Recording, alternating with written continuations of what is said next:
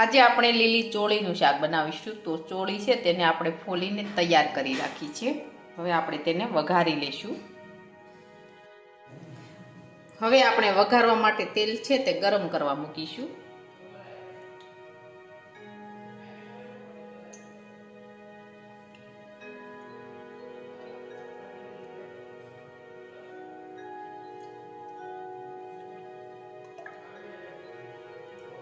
હવે આપણે તેલ છે તે ગરમ થવા દઈશું.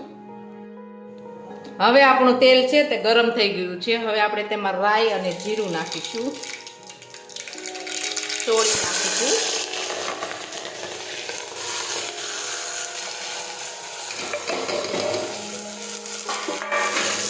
હવે આપણે સમારેલા ટમેટા નાખીશું. હવે આપણે સાતળી દઈશું.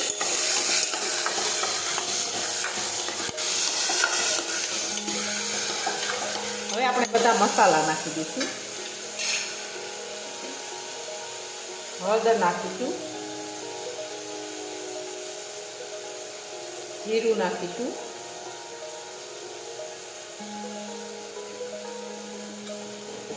મીઠું નાખીશું. ખાંડ નાખીશું. હવે આપણે ખાંડેલી લસણવાળી ચટણી નાખીશું.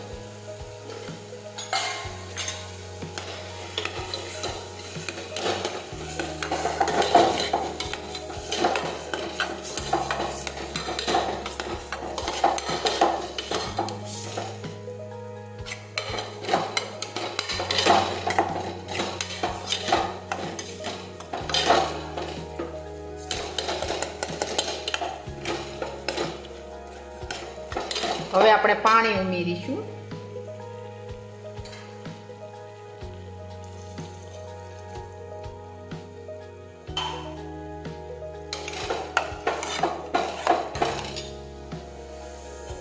હવે આપણે કુકરનું ઢાંકણ છે તે બંધ કરી દઈશું. હવે આપણે સડવા દઈશું. હવે આપણું શાક છે તે સડી ગયું છે. હવે આપણે ગેસ છે તે બંધ કરી દઈશું.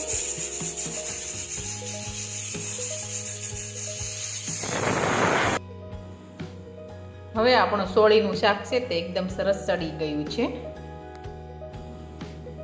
હવે આપણું લીલી ચોળીનું શાક છે તે એકદમ સરસ બનીને તૈયાર થયું છે. અને અમારો આ વિડીયો ગમે તો મારી JK કુકીઝ એન્ડ હેન્ડવર્ક ચેનલને લાઈક કરો, શેર કરો અને સબસ્ક્રાઈબ